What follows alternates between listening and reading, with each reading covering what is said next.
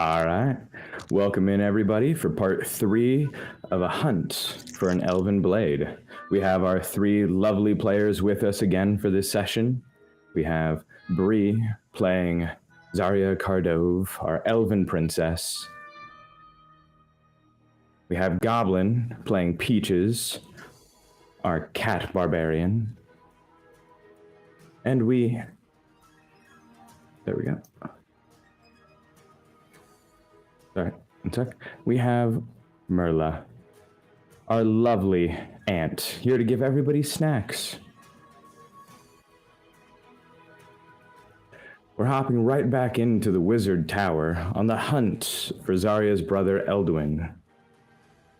They recently ran into a ghost by the name of Captain Bagwell, who's going to lead them up the stairs of this mysterious tower to hunt for this dragon or to find Elduin. So everybody, grab an ale, prepare for a tale, for all are welcomes at the Banshee's Wail.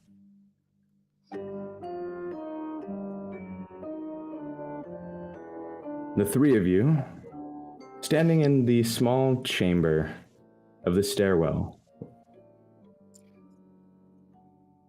with Captain Bagwell's ghost.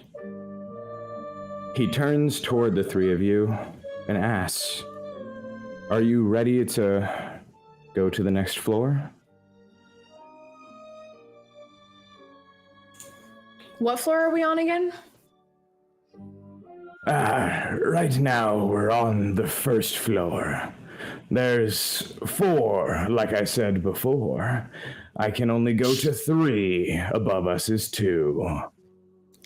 That makes sense. Math is hard for princesses. Yeah, we should go up. Just to number 2. We're going to number 2. Yeah, great. Perfect. Let's do that.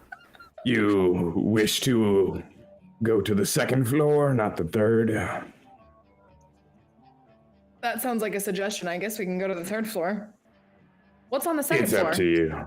I assume whichever your brother or the master of this tower is probably near the top. But what's on the second floor? Like I've said before, I You don't don't know. know. Of course you don't. You're really not that helpful, Captain. I'm a ghost Okay. stuck in a stairwell. I apologize. Sorry, let's not beat up the man who's already died. Let's let him just be dead in his stairwell and hopefully free his spirit after we take care of our business. Now eat an almond and stop being grumpy with him. Okay, sir. We know you can't get out of the stairwell and you can't go above floor 3. Zarya, in my opinion, I think we just skip 2, go straight to 3. But I know that you had thoughts about going to number 2, and if you need to go number 2, we should probably do it before we go to number 4. Like Mama always said, you should always try before you can't. Okay, now I'm a little confused here. Which floor are we going to? And does anyone need to use the restroom? No, we're all good? Okay. How about you? Peaches just went in the corner over there, so she's fine. All right. Let's just take like a quick little look into the second floor. Just like a little, just like a little peek. You know what I'm saying? The captain looks over at Merla. She's the adventurous one, isn't she? That is one word for it, Captain. Adventurous, yes. I'm not as adventurous as Peaches. Just That's saying. also true. And we're not just I feel talking like about we're the all swan lucky dive that through the Peaches portal. just hasn't beelined up. I'm shocked, to 100. be completely honest with you. That means she probably is just using the I've been stairs as thinking a about scratching it, post. but Maybe we'll find cool I was stuff. trying to be nice. Or more wraiths, which would not be great. There's only one thing Peaches cares about. We know. Peaches has a Security. motive. Exactly. Okay, so we're going to number 2. Let's just peek. Let's just peek. We don't Okay. gotta stop there if it doesn't look like interesting, just peek. So we're just turtle heading number 2. Yeah. Great. So, as the captain is standing midway up the stairwell, kind of looking down from it, are we going? I'm gonna walk behind him. Yes, I'm walking up the stairs. I'm walking. I'm walking. He starts walking up in front of you up the stairwell. He looks back. And thank you guys. It's been ages. This is the most conversation I've had other than with myself. I thought you said it'd only been like 4 days. Have you spent 4 days locked in a stairwell? No, but I mean, I'm not very social in general, so that kind of sounds pretty enticing, actually. That is her idea of a perfect weekend getaway. Sounds beautiful. You want to trade? I have learned that I hate my own voice. I understand that feeling. What was that? I'm just gonna keep walking up the stairs. He walks up the last step and gets off of the stairs onto the second floor. All of you walk up and kind of move around him. It's the same style, small room, and where the door had been before is a closed door, though the door seems to have been broken down or put back up. As many pieces of it are missing, and you can actually peer through these pieces and see the room. It is illuminated on the other side.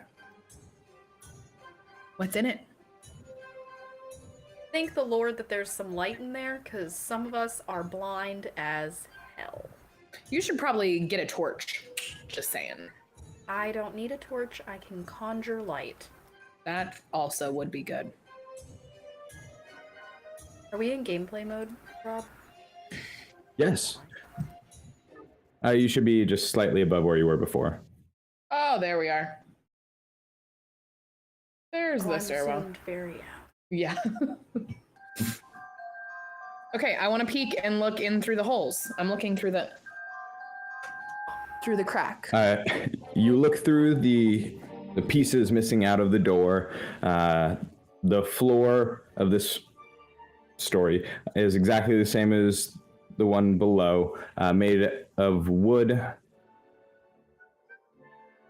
You can see the walls. There seems to be windows that you can't see out of on the wall. You peek out a little further and turn. You can see that this seems to lead to a small room that branches out to the left into a hallway. You can see rubble all about, and there seems to be something on the floor just out of sight that you can't make out. I can't see anything.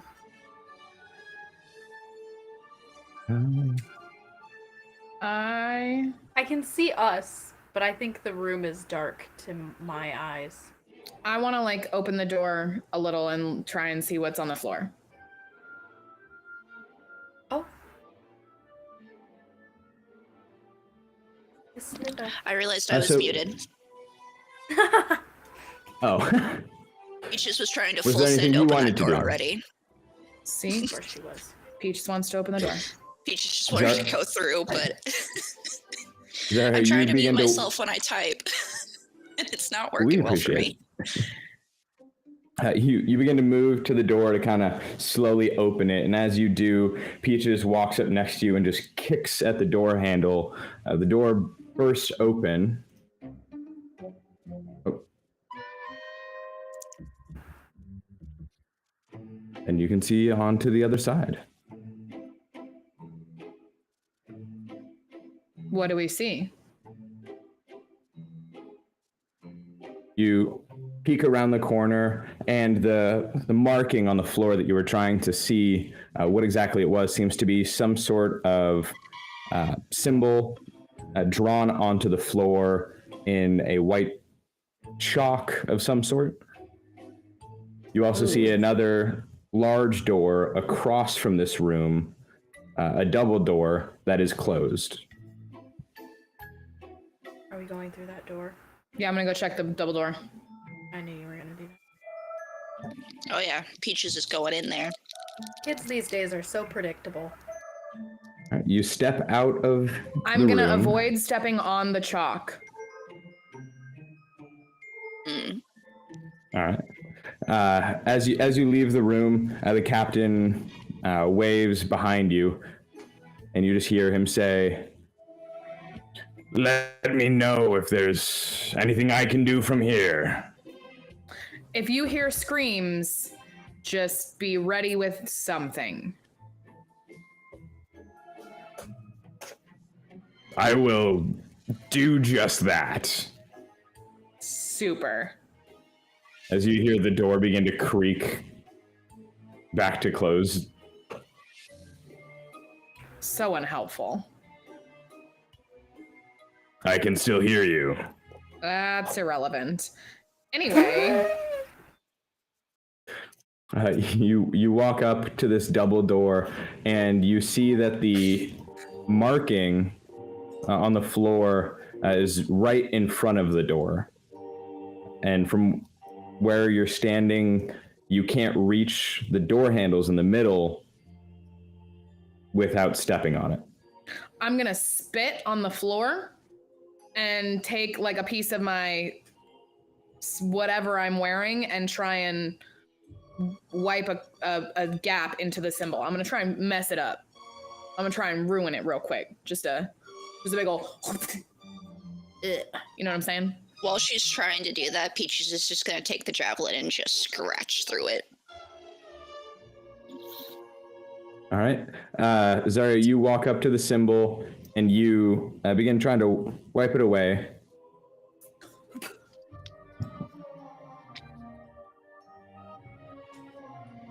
Peaches comes by and scratches the symbol out, making it unrecognizable. You're able to now step at the door and open it if you would like. Yes, I will open the door. Super duper.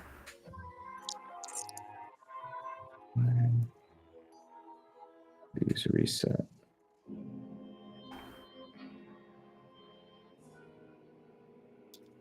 The doors are moving, people. They reset on me for some reason. I just realized that. You open the door, and on the other side, you find a room lined with bookshelves, filled with books of different colors, pages flung out on the floor. In the center of the room, a large statue of a woman, draped in a dress, holding in her left hand up a small brazier with a blue flame lit in it. I would like to investigate the statue and what's on the statue. I would like to investigate the bookshelves. And Peaches?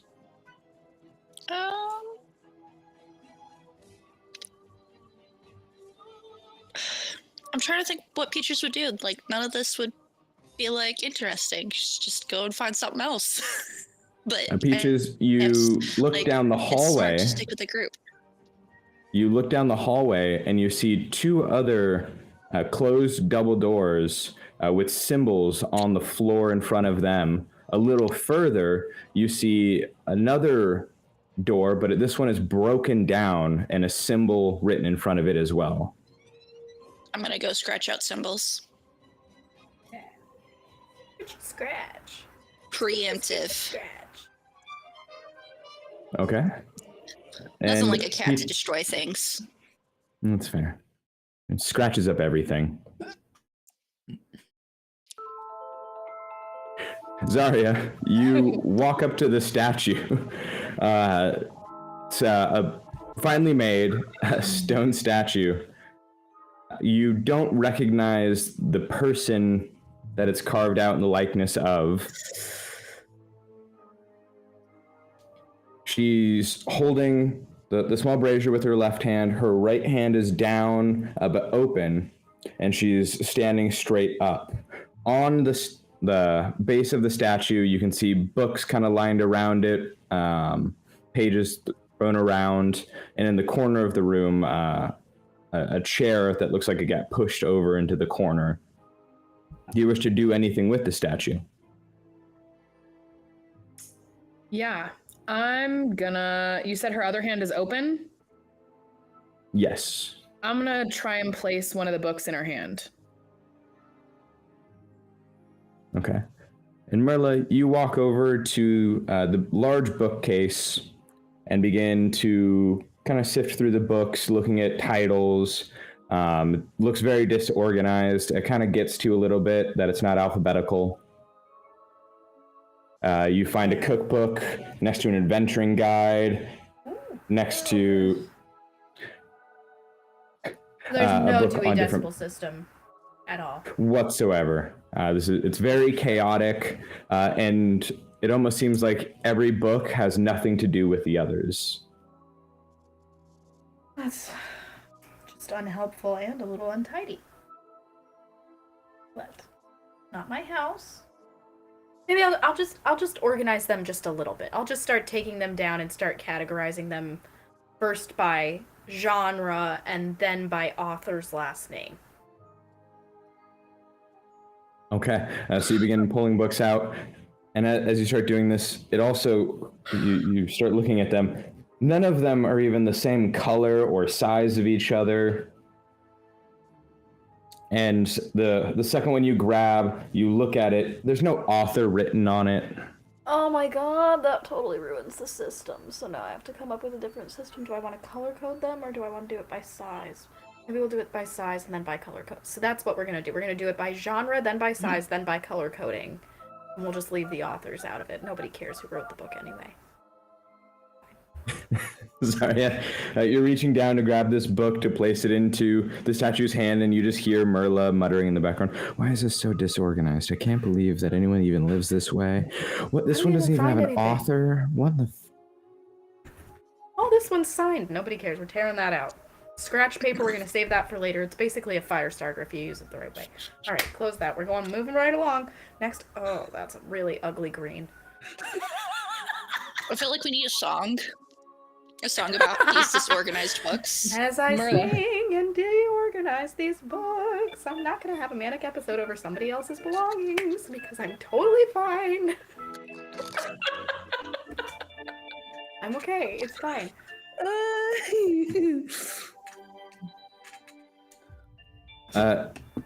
Zarya, you begin to place the book into the statue's hand, and so you close it and you place it kind of, you almost have to force it into the hand a little, and after you let go of it, the book, a large book with a leather-bound, leather color exterior, wrapped in string to hold the binding. You place it in there, and then just with a pop and a small blue flash, the book disappears. Shut the front door. No, it did Shut not. the front door. She did something right? Yes, I'm so smart. I say that. Oh my god, you're going to give her such a big head. Okay. Where did Peaches. the book go? Peaches, Enthusiasm is something else. you hear a small little thud Shut above up. you. Shut up. Hey guys, there's things above us. Oh my god, I think I just transported the book upstairs. I'm gonna do it again. Oh, Merla, they've got give me a book that doesn't teleportation? matter. Screw the book. Do you think it could teleport me? Here, let me try and stuff Merla in the hand. Merla, Zarya comes over and starts like dragging you to the statue, and she starts like pushing you toward it, and you just reach your hand out to grab the hand. As I picked her up though. I'm like holding her up, ready to just force her into the hand. I'm ready for it. Wait, maybe we should start with an almond or a plant. Do we know if it works with living creatures? Am I the living creature test? Are there any rats? Are there any rats? As you mumble this, Zarya is already kind of always send doing the it barbarian. and pushes you. You kind of stumble and you grab onto the hand, and with a larger pop and a bigger blue flash, Merla disappears. Oh, Cracker Jacks. I scream. Peaches! Peaches! Peach is just gonna come running. Peaches! The blue flame in the small brazier up in her hand goes out. Shut. No, it does not. No. It's okay. I think I'm safe. I'm in a bedroom. You went upstairs. Okay, great. Peaches, Peaches, Peaches, Wait, you Peaches, can't tell Peaches, them Peaches. that. I don't know Peaches, where I Peaches. am. She has psychic abilities. Yes, she can. I actually do. That's true. She could It's totally true. tell me that. Has she tried to use it though? I don't That know was her actually how long starting it. technically it's been since I was psychically linked from the beach. But I'll just redo that, I guess. Make sure that I think I have to use one of my psionic energy die to be psychically communicating with Lila. I believe so. Peaches! Peaches! I'm just screaming repeatedly while this is happening. Okay. Peaches, you hear I'm so Zarya stressed. screaming for you in the other room. You finish scratching out that symbol. They can speak telepathically gonna with me. I can speak run. telepathically with them Mhm. within 1 mile of each other. I Mhm. do have to use one of my psionic energy die, I'm so stressed. but I don't know how to do that. Oh, you just tell me that you would like to do it, and you have a I little would like counter. to psychically communicate with these hobos. The boths of them. I know you were going to say something different. You activate your sonic power to psychically link up with Zarya and Peaches to let them know where and how you're doing. You go to make the connection, and as you do, it feels like something, like a fog in your brain, and you can actually see in front of you this light glow on the floors and walls.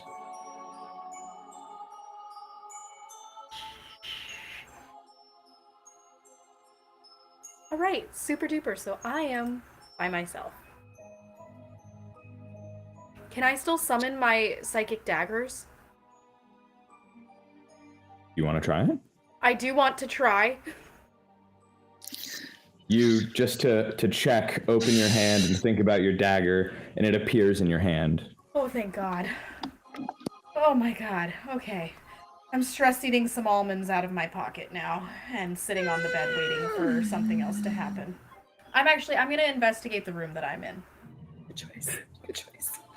Merla, you begin to stress a little bit and take a few steps back and kind of sit down on this trunk seated at the end of the room and go to eat an almond, and you throw it up and catch it and eat it, and you kind of turn and you look behind you. There's a window and you peek out, and outside of the window you see what looks like a raging storm, but almost like you're looking into a galaxy.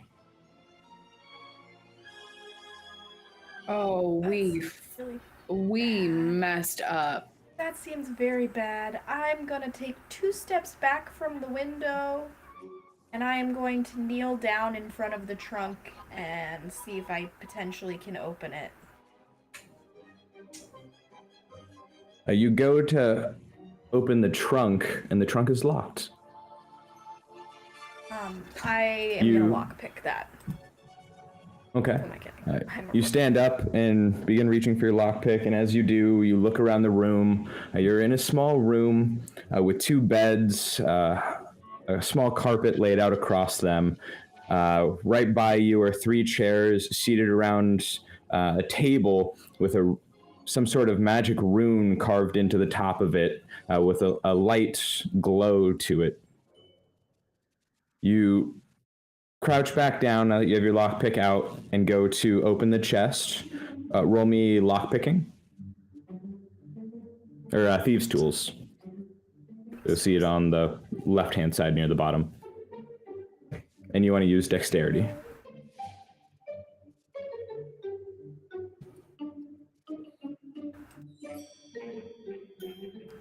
Hold on. I have to figure out how to do that. I believe in you. Oh, I figured it out. JK.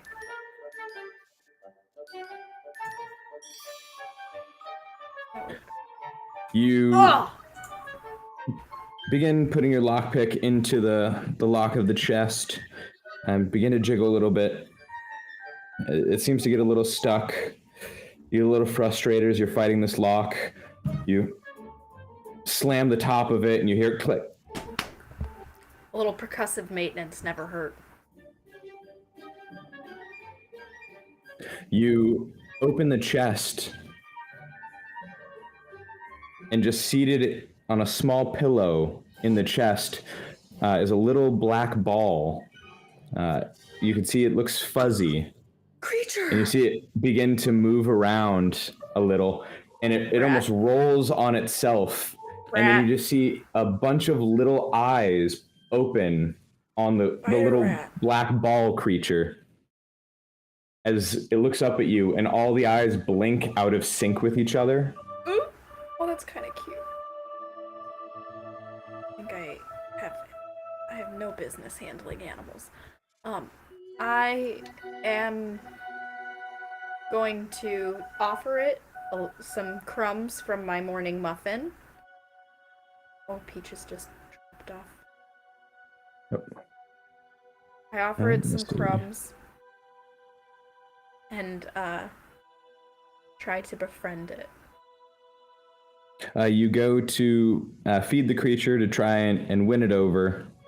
And as you do, you reach in with some food, and it actually, with momentum, hops out of the chest to the side of you, almost brushing up against you enough to kind of like push you out of the way of it. It's on the ground to your left. You stand up and kind of keep. In comparison to me, since I'm a small creature? About the size of a grapefruit. Okay, so rather large. Okay. I'm gonna put my hand out gently and try to let it come to me. It sits on the floor, completely round, black, fuzzy creature with all of its many eyes. You don't even take the time to count them. The small little eyes covering its front. It looks at your hand as you kind of put it out, and then you see it just kind of roll on itself and look toward the door, and it just begins to roll toward the door. No, little buddy, don't roll away. Oh, I don't have anything to make it stop moving. Okay, well, I guess I just let it leave, because I have no other option. I could try and tie it up. I try to tie it up. I try and lasso it. I try and lasso a ball. Makes no sense. I'm gonna try anyway. I'm trying to lasso it. This little ball rolling toward the door. You think really quickly. You pull out a piece of rope, kind of tie it up really fast, and throw it at the little creature. You pass on it. You throw the little circular lasso over the creature, and as it moves away, you pull, and the rope kind of tightens up around it, and it just like stops. Keeps trying to move forward. It stops pushing, and then on itself just rotates around and starts looking at you again. Hey, buddy, I'm not trying to hurt you. I am just trying to understand what you're doing locked in a box. I would never lock you in a box because I'm a good person. And clearly whoever left you in this box has left you there for a long time for a reason. I would like to investigate this little blub thing and see if it's guarding anything or if it has anything on its possession that looks of value. So you want to touch it? Yeah. You want to pick it up?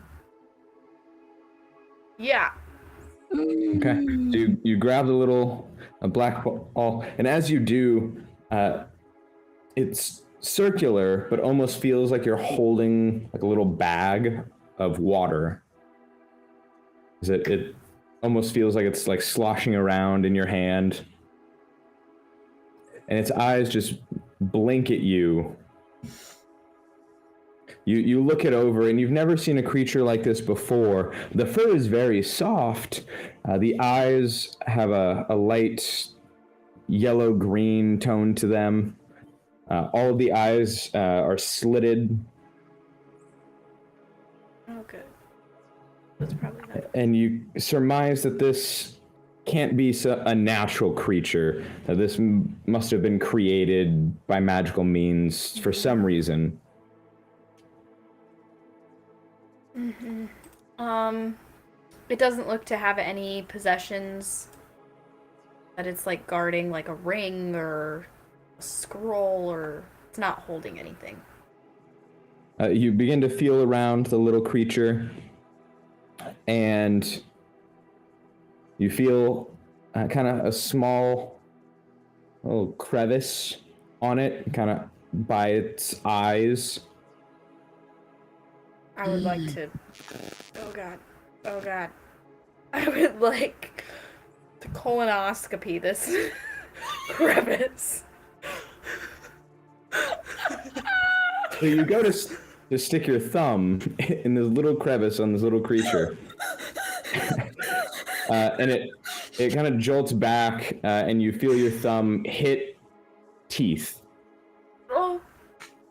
So that's your mouth. I'm sorry. Okay, I'm gonna take my hand out of that. I don't. All of its eyes kind of squint at you. That was an invasion of your space. I understand. I'm so sorry. Here, have another almond with your many teeth. I'm gonna keep you on a leash for now. And we're gonna be friends eventually, I promise. This is what I'm gonna do. I'm gonna sing it a little song, and I'm just gonna, like, pet it in my lap. Sing, oh, little black blueby thing, I don't know what you are. I don't know where I am. And we're just gonna sit in this room together until somebody finds and saves us because I'm too scared to leave. You sing this little song to the small creature. As you begin to sing, you see it kind of like rocking back and forth to the song. And then its eyes slowly close. Okay. You are so very cute. And you feel it Happy time. begin like vibrating a little bit in your hand as it makes almost like a purr sound. Oh, little buddy. It's okay, little buddy. I will never lock you in a box. I'm just gonna put it on my shoulder and kind of nuzzle it and keep petting it while it rests. As you do that, you feel it kind of how it was before, as the ball lose shape a little bit and almost like flatten and become more almost liquid as it just like rolls off your shoulder into your hood. Oh, that's okay. It can nap in my hood. Okay, that was the only thing that was in the chest. So you turn to go back toward the chest, but we're actually going to go over to Peaches and Zarya. So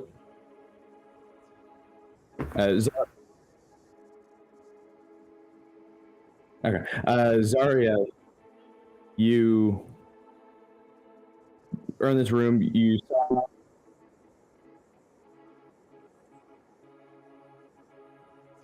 Zarya, you pushed Merla toward the statue. She grabs the hand and disappears with a pop and a blue flash. And I know it said Goblin lost visibility. Is Goblin here? Okay.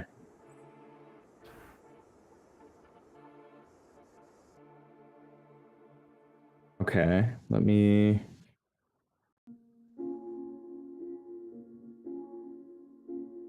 do this. So Peaches walks over to Zarya and asks what happened.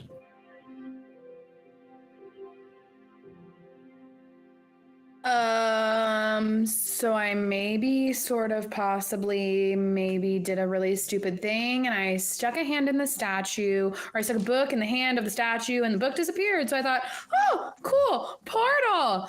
And then I stuffed Merla in the hand, and then Merla also disappeared, and I sort of don't know where she went. And I'm a little concerned because she's been gone for a minute, and I don't really know how to get back there because the flame went out, and the flame, I think, was the thing that teleported her, and now there's no flame, so I don't know if I can also teleport there, which means she's locked somewhere in a portal forever, and she's gonna die, and then I have no almonds. Peaches walks over to you and grabs your face with both hands and says that she heard a thud above you. Well, above her in the hallway, that might have been Merla. Should we go up or finish investigating down here? Oh, that's a tough question. I can't psychically communicate with them. I'm going to trust my princess instincts, and I'm going to investigate at least one more room down here. Sorry, you tell Peaches that you want to check out one more room before going up, and she tells you that she scratched out another symbol to the room right across the hall. That one sounds great.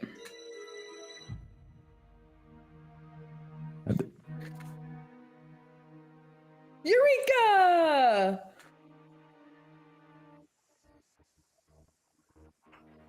You're fine. I'll update you really quick while you were scratching out the symbol and you couldn't hear me. Merla's in a room somewhere. I don't know where she went because Last I know was she was picking a box. And the box had a fuzzy creature inside of it. And with lots of eyes. But the two of you don't know this. Oh yeah, I don't know this at all. I don't know what you're talking about. I don't know anything. Doesn't have the psychic link. Stupid room. So we're gonna go investigate the room that you also scratched the sigil out of. Symbol, sigil, whatever. Because I am not a good friend. Am I caught up on you teleporting her? Yes, that's all that happened. And you've told me about teleporting the book? Yes. Just now, 3 seconds ago, and then we walked to the other door where you scratched the sigil because I'm trash at taking care of Merla. Can I use the javelin and, like, knock above me where I heard that book fall? Ooh, smart. You can. I'm gonna do that. I'm gonna knock. So you walk over to where you're scratching out the sigil. You, with your javelin, look up and smack the ceiling above you. Merla, you hear just at the floor a soft bang, and where you look over, there's a book lying on the floor right there. Oh, it's the teleporty room. I'm gonna shave and a haircut. Da, da, da, da, da. On the floor. I'm gonna do it back. If I can hear it. And you both hear this, and you back. Okay, so they're right below us. I can't cut through the floor. I am gonna investigate the room and see if either through the window or if there's any way that I can get down. There's a trap door. This is one of those times where I wonder if Morse code would be useful, or if it exists. It would be real nice if it did. Merla, you quickly look around the room. You have the two windows at the other side of the room, and just by you, from where you heard the knock, is the door to the room. Well, I'm feeling risky for the bisky. I think I'm just gonna go through the door. Sneak. I sneak. I bring Bebe in my hood. You go to open the door, and you look over it. There's no handle on this side of it. Well, then I'm gonna go back to singing my little baby lullabies and just sit here for a minute and see if those super smart people beneath me can figure out any super great plan. All right, so you sit on the bed and reach back in your hood and pet the small creature. You can hear its soft little purr. The two of you beneath Merla hear the knock back, and you look forward. The door is creaked open, and you can see into the room. There's a knocked over table, pages thrown all over the floor, two chairs by the knocked over table. This room is also lined with bookshelves filled with books of different colors, sizes. And on the far side is another statue, an identical replica of the one in the previous room. Is it lit? Yes, it is. It's a party. So here's the thing about the fire. The last time I transported Merla, the fire went out. So if I transport myself, then the fire will probably go out, and then Peaches will be alone.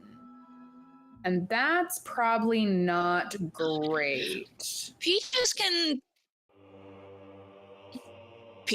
hold her own.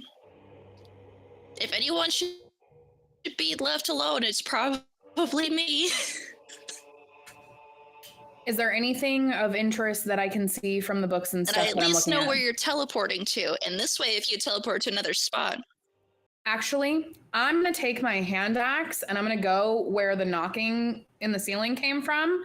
And I'm going to climb up on Peach's shoulders and I'm going to axe the floor a little. Just like a small hole, like a communication hole, you know? Not like a knock the whole floor down, but like a little. You go up to the ceiling. The ceiling is stone.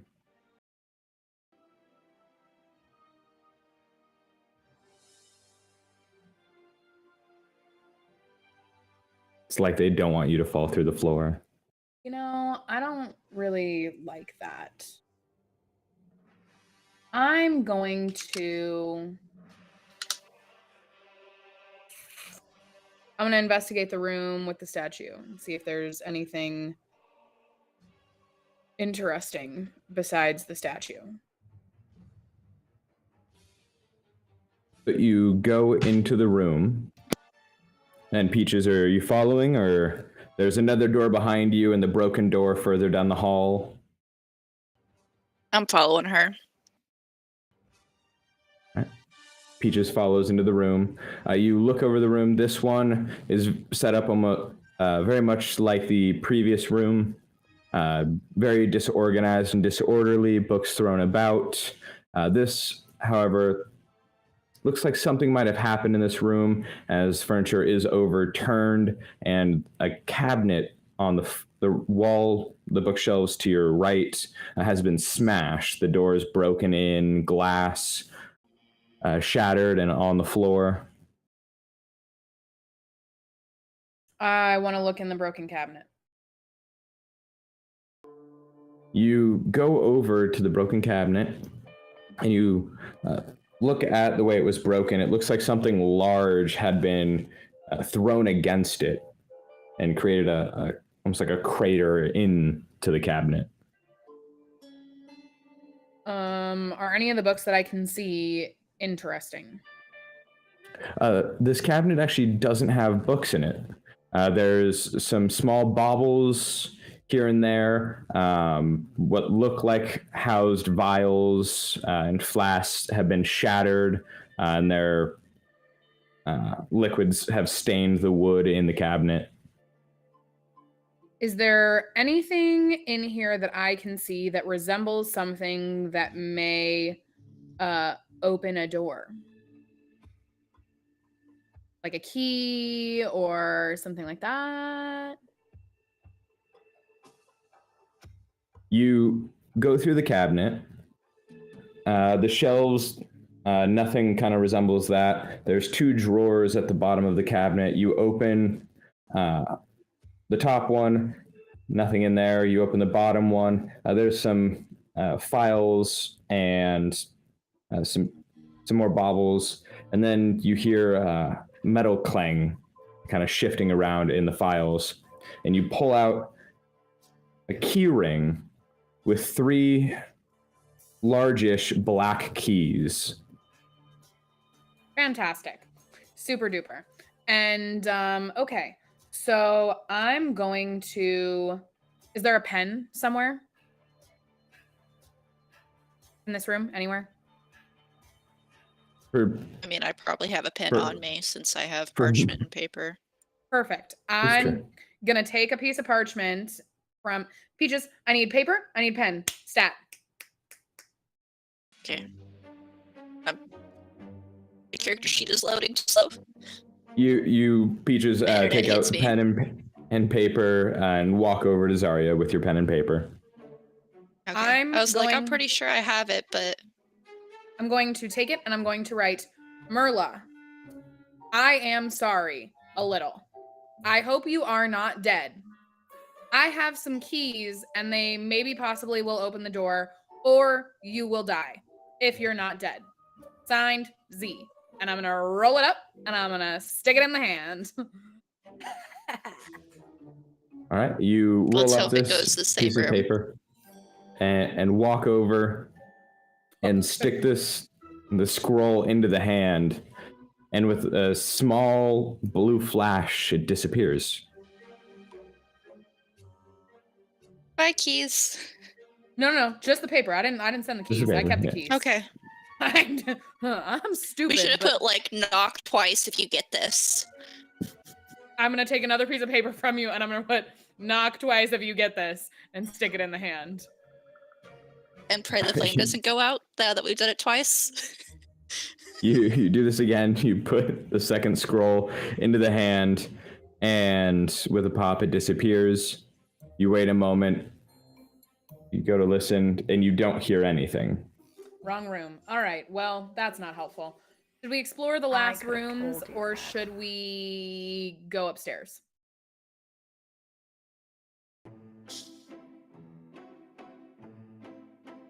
I mean, in theory, she's safe if she's locked in. I mean, in theory, she's either safe or she's dead. Because if she's not safe, she's already dead. It's a Schrodinger's cat situation. All right, we're going to the next room. Okay. Peaches, you and Zarya staying in the middle of this room, talking about this back and forth. You're looking at Zarya speaking, and you say, okay. You blink and open your eyes, and you look past Zarya for a moment, and there's 3 windows on the other side of the room. Looking out of this tower, you see what looks like almost resembling a galaxy of stars and clouds, what looks like storming outside. And then you see flashes of green lightning in the storm. And the tower actually begins to shake a little. We better hurry. So I'm gonna run. I'm gonna use my That's the DM being like, hey guys. Okay. I'm gonna sprint to the one with the broken down doors, and I'm gonna take whatever. I'm gonna take my dagger and scratch out the thing, and I'm gonna fast, speedy, sprint, fast. And Peaches, are you following along with her? Absolutely. All right, and Merla, upstairs, you're just thinking to yourself, God, they're taking a while. I'm thinking to myself, since I guess I'm just gonna be stuck in this freaking room forever because they're so slow, I would like to, number 1, investigate the rune on the table, and then number 2, I realized I have a crowbar and I can literally open this door with a crowbar, so I don't even need... As per usual, I don't need anyone to save me. I can save myself. But I'm gonna look at the table and then pry the door open. You are old. All right. Disrespect. Middle-aged is not old. I'm in the prime of my life. You survived Prime this alive. long. He's thriving. I'm thriving. Right. Merla, so you go over and look at the magic rune on the table. You're not quite sure what exactly it does, just from looking at it. You look over the runes. Roll me an Arcana check. Okay.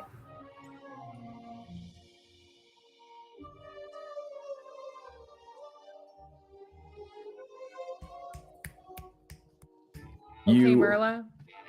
are somewhat familiar with this, but not entirely. You look over the runes on the table, and it's used primarily by scholars that are well-versed in magic to execute some sort of command when an item or something touches it.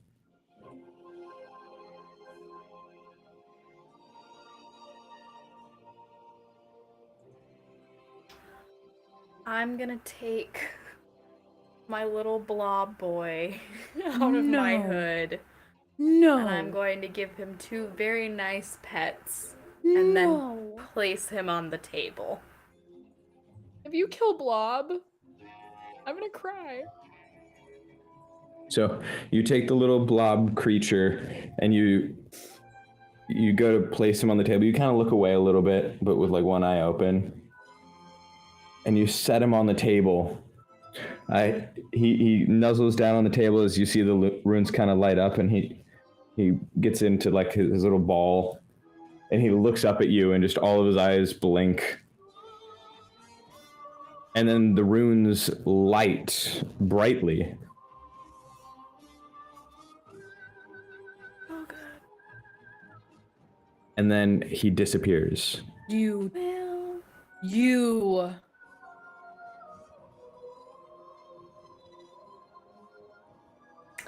Well, that was unexpected. But maybe he'll come back. Now I would like to pry open the door. You turn around and make your way to the door with your crowbar in hand. You shove it in between the wall and the door and begin to pry and use your strength to force it open. What's your base strength? Great, bro. 14. You do have to roll me an athletics check. Fantastic. Nice. You Merla's rolling rocks today. begin pushing with the crowbar, and you slide it in further back behind the door. Using your body weight, you push. It doesn't budge. You hear it crack a little. You step back, and out of frustration, kick at the crowbar, and you hear it crack as the bolts tying the door to the wall split as the wall cracks. And you peer the door open enough to crawl under. Awesome. Guess I'm going through that little crack there. All right. And Zarya, so you run out of the room. Peaches, you're following Zarya. You move to the door that has been broken down and go to, avoiding the one by the other door across the hall. You begin carving out the rune on the floor. You scratch it out, and you quickly turn and look into the room. You see this room also lined with bookcases, books filled all the shelves, another stone statue with a blue lit brazier in its left hand, a table with a chair that's knocked over. You stand up and you breathe, and you can see your breath in front of you. And the room has begun getting bitingly cold. I'm just gonna run in, look at the books on the table, see if there's anything of interest, and then I'm gonna run back out. You already, it's too late now. Peaches, do you follow in with her? I'm gonna stand at the doorway. Oh, so you're just standing right outside?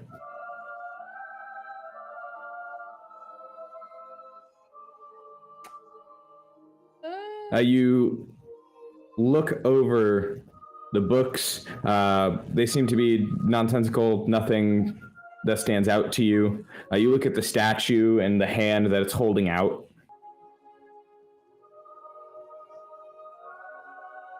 You turn back.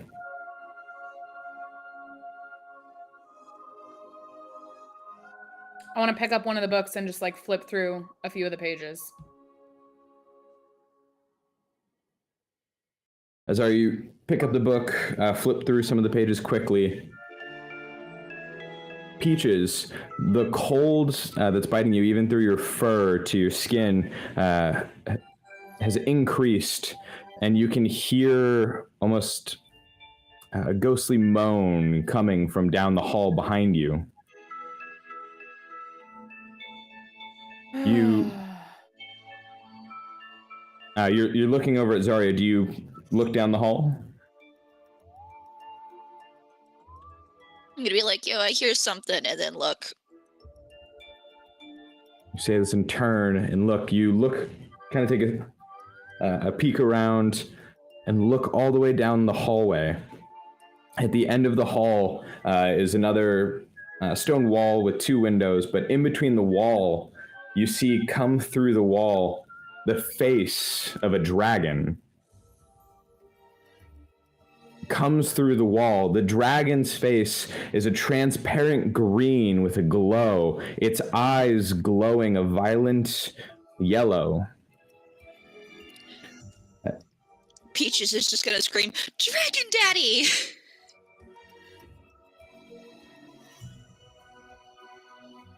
As it begins to step through the wall.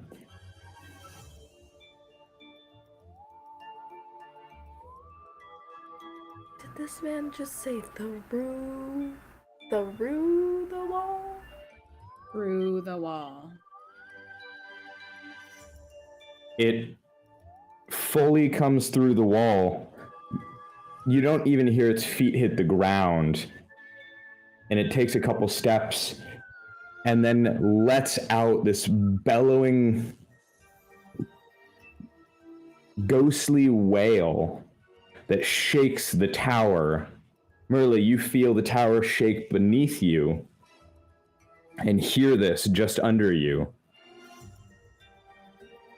Dragon Daddy. It begins rushing toward you.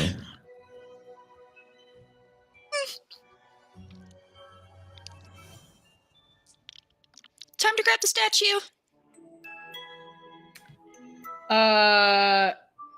I'll wait for Peaches. Are you coming towards me?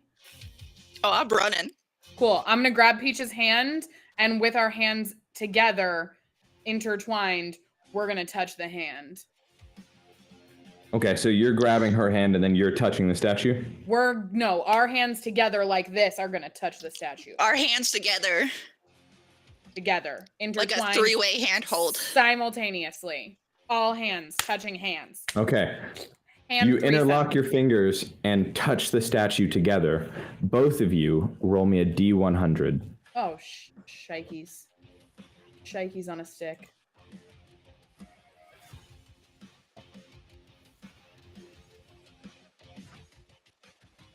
It says rolling. I don't know why it's rolling that slow though. It's just Limp Bizkit. It's going to keep rolling. We're going to wait.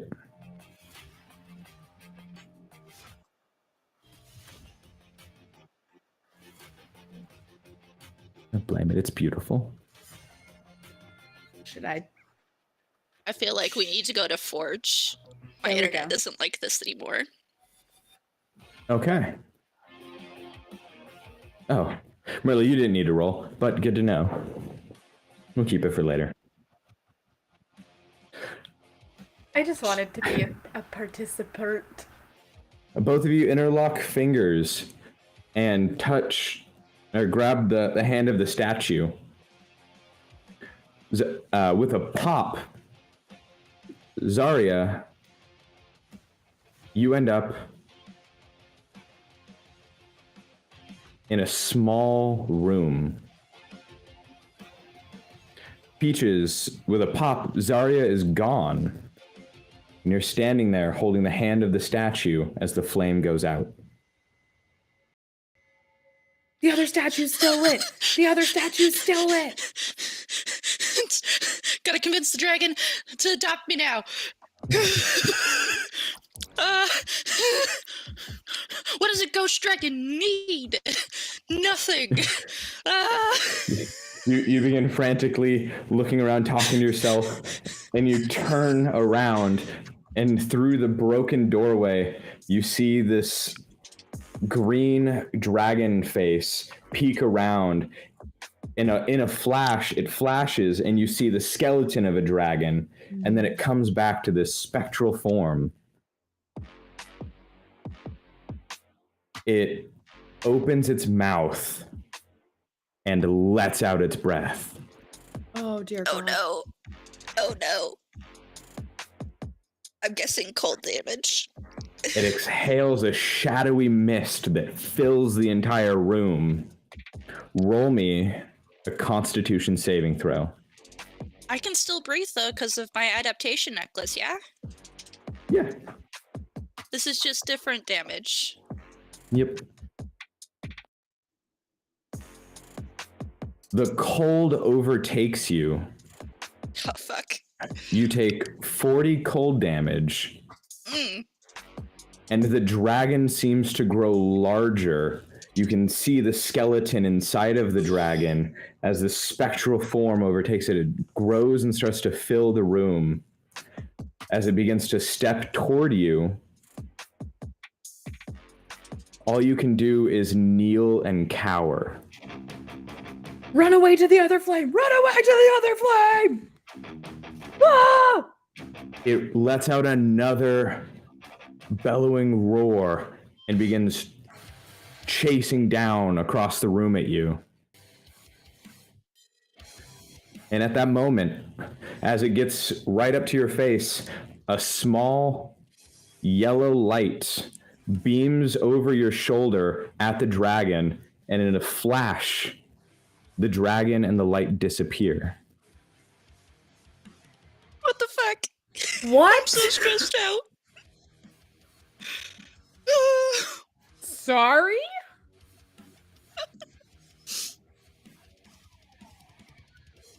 What? Going on. Zarya, you hear this, a second bellowing roar beneath you.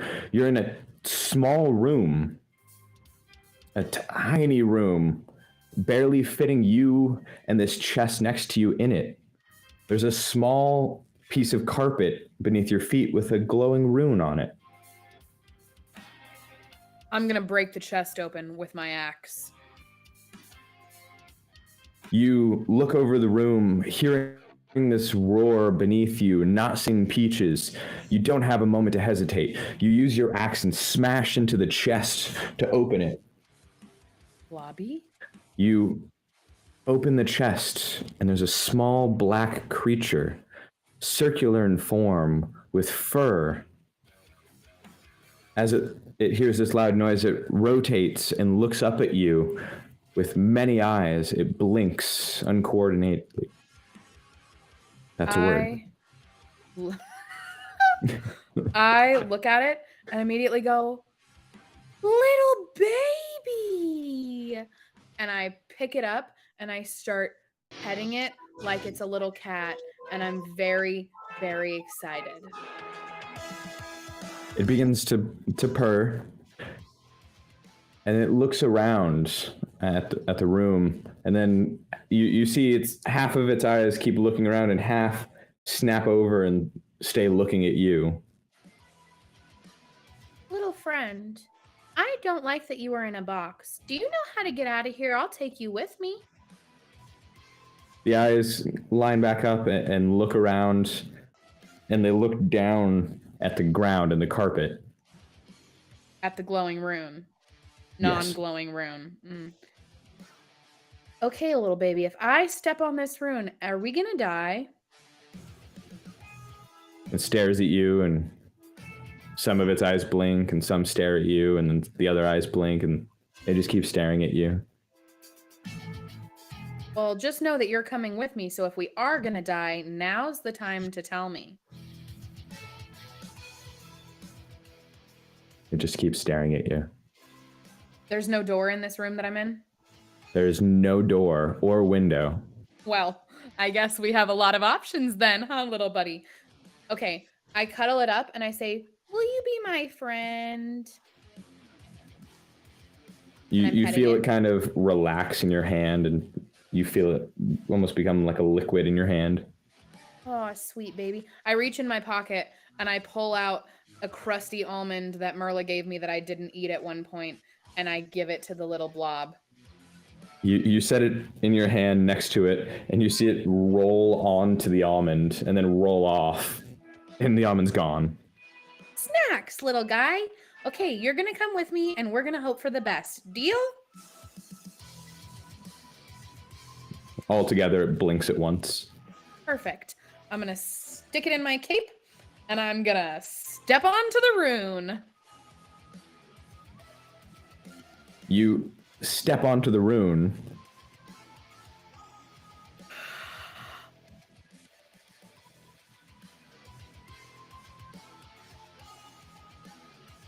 And end up back next to Peaches. Oh, delicious. And I just look frostbitten, I'm guessing.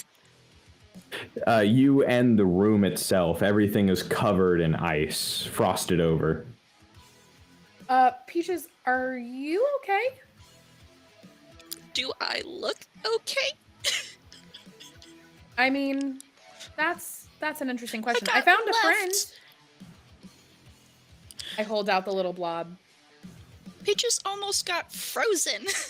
Well, I'll unfreeze you. I'm gonna stick the blob in my coat and I'm gonna cast Cure Wounds on Peaches. So you go to pull the blob out of your coat and it's gone.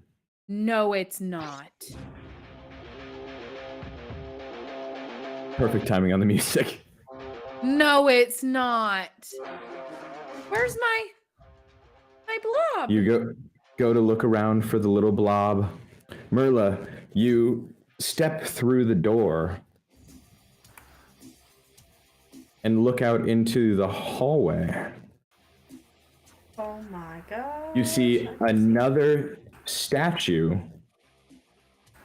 holding a small brazier in its left hand with a blue flame and the other hand extended out. You know, I'm gonna hold the hand of the statue because apparently I'm stupid. You take a step toward the statue and go to grab the hand, and as you do that, you hear a bellowing roar beneath you and the tower shake. Oh, this is such a bad idea. I do it anyway.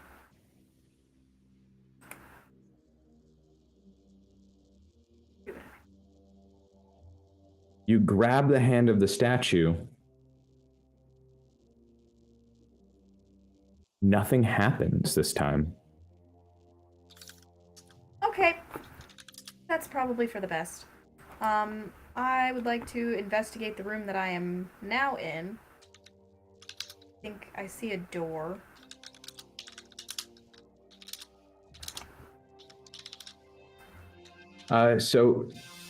Take your vision. So you see a small door right here. You look down the other hall and kind of think about positioning where that room was. And you think about it for a moment. The floors kind of mimic each other. Mm-hmm. And you know down this way would be where the stairwell is. You look over here, and this portion of the tower actually looks like it's still being constructed. I am gonna go through that door.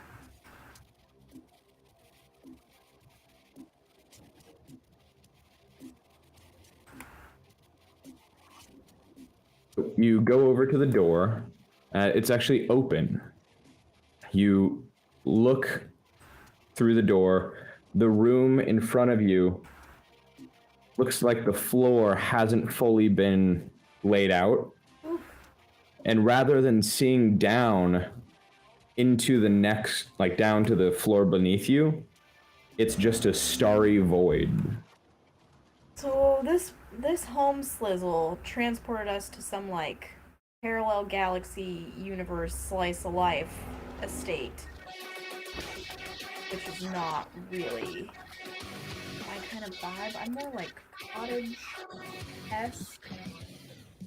So I can't see anything beneath me. I would like to go back to the room that I was originally in, and I would like to sit on the table that has the rune. So you go back to the room which you were originally in. The door still pried slightly open. You go underneath of it.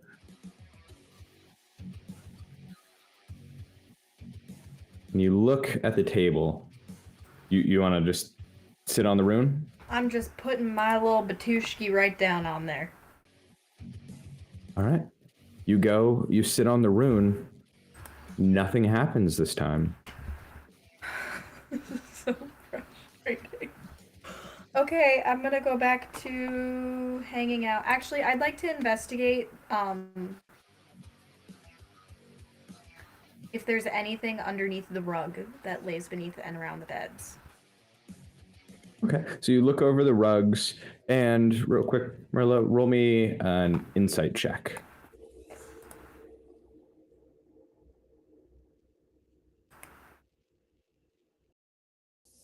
So you look over the room, and nothing really under the rugs. You can't find anything.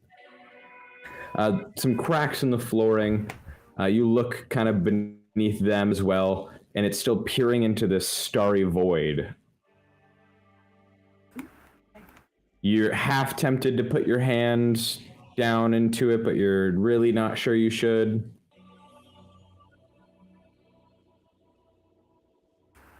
I'm going to. You dip your fingers beneath the floorboard into this space, and as you do, the tips of your fingers frost over. Oh, it's space. We're in space. I'm gonna take a fat pass from going around in space. I cannot breathe anywhere, and I'm just gonna. Oh my god, I don't know how to get out of this room. I'm gonna chill. I'm just gonna chill for now. I'm gonna keep thinking. Wait, I thought you could see the stairs. The stairs. I guess I could take the stairs. What? Don't talk to me! She sits down in the chair, just out of options, closes her eyes, and then opens them. The stairs. I would like to take my happy Batoot right back to the stairs and go down. I'm assuming I'm on the 3rd floor since everything is directly 1 floor, please. So I'm gonna go down 1 floor. All right. You go to leave the room. You crawl under the opening that you created in the door, step out onto the other side. And we're going to take a quick break real fast. Let our players reset, use the restroom. So 5-10 minutes, and we will be right back into the action.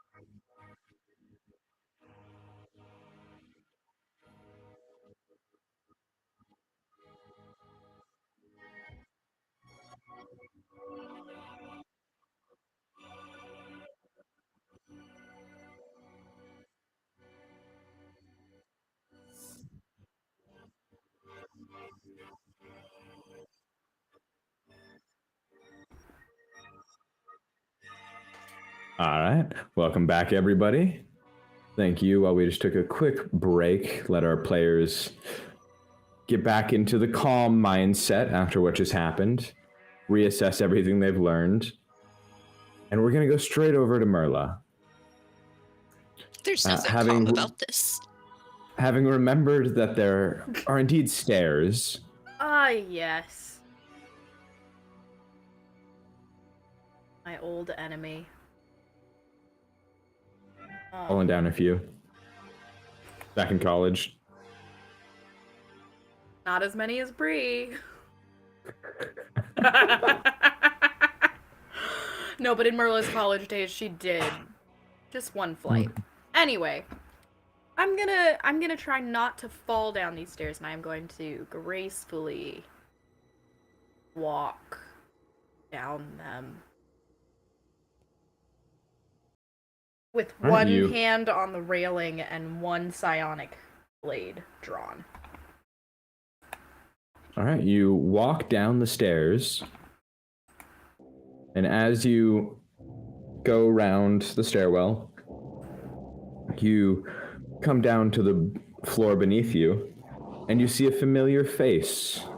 The face of the ghost captain. Captain Bagwell leaned up against the wall right next to the door where you left him before.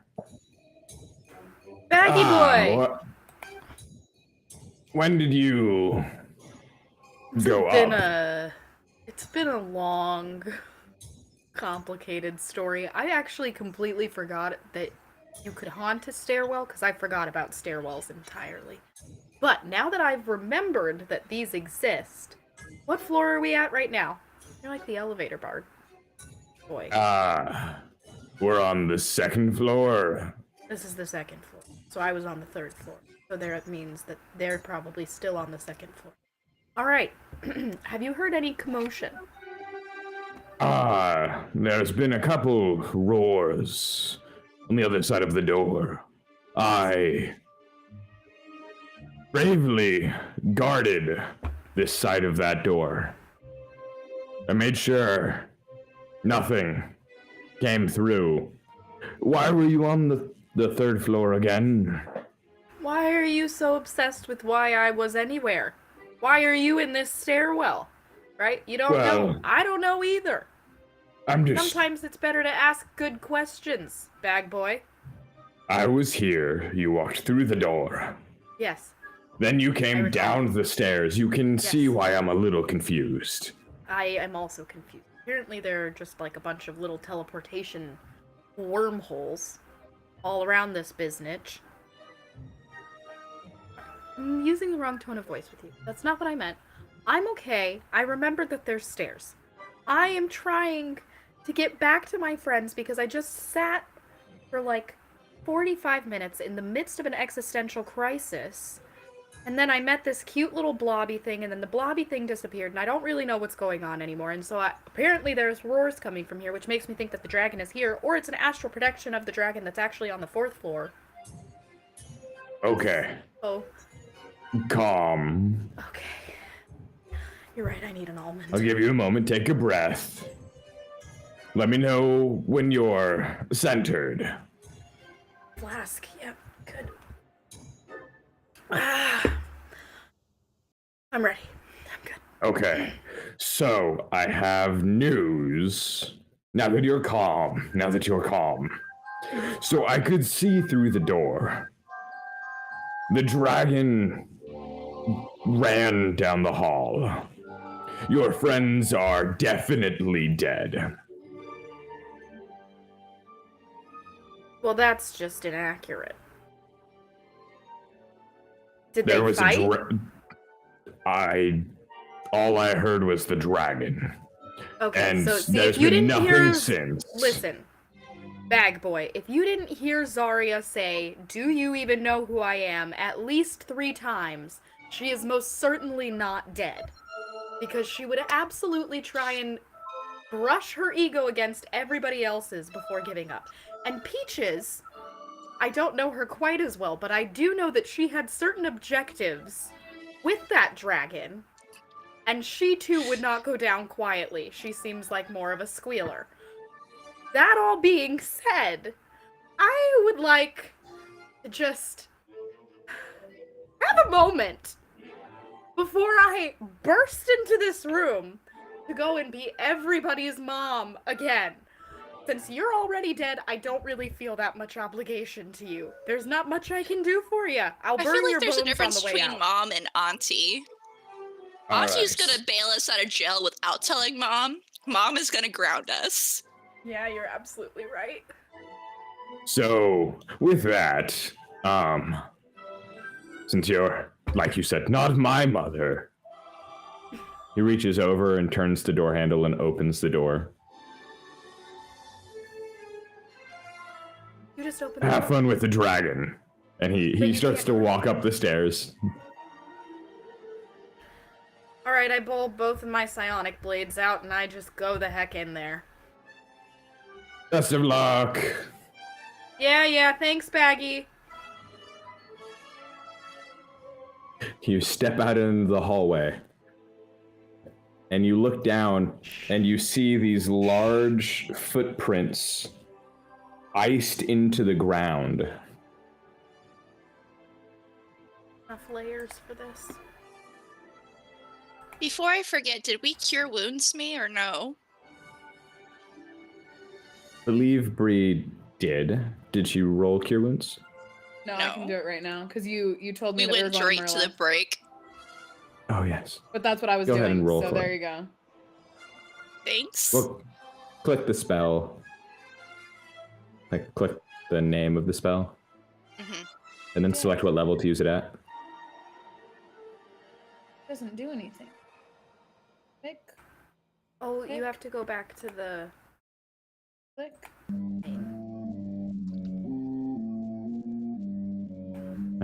Let me see. The spells. Click. So you're clicking the name Cure Wounds. Yeah, it turns red and And I click it and then it just doesn't do anything. But when I click the little chatty bubble, it goes up. But when I click the name, it just doesn't do anything. So when you click the name, another small window should come up and it says input value. That's because it was on my other screen. There you go. There you go. It likes to move around. What is the... So it starts at level 1, and the higher level you use it, the more it heals. But the higher spells it uses. You don't remember. You don't even know. Okay. Yeah, She looks pretty beat up. we'll go ahead and do... How many level 3 slots do I have? 3. Yeah, that'll work.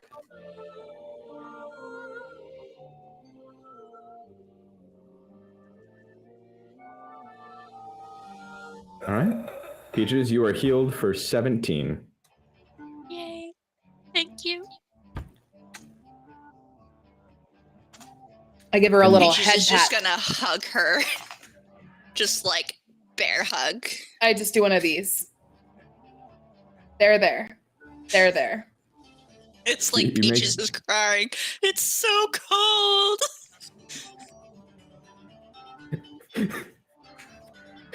Merla, you actually hear their chatter down the hall as Peaches just cries out. It's so cold. You can feel the tears in her voice.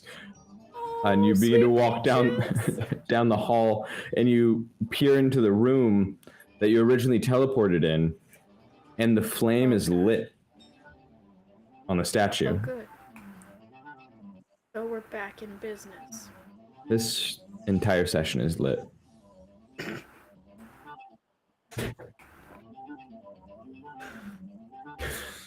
Okay. So, what would you like to do? I can hear them down the hall. I'm gonna follow their voices. And see... Yeah, I'm gonna follow their voices. I'm gonna go to my girls.